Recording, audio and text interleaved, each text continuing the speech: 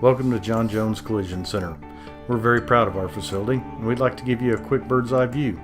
So come on in, we'll show you around. Here's our estimating bay. It's well lit to help us identify the damage on your vehicle. Next we'll move into our body production area. We have 35 production bays spread out over 26,000 feet. As you can see, it is clean, well lit, and well maintained.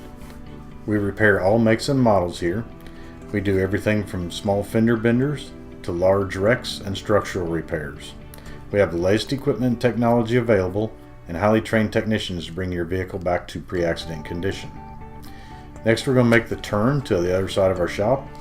On the left hand side you'll see parts storage and parts receiving. Then straight ahead is our unibody and frame rack along with our unibody and frame measuring system.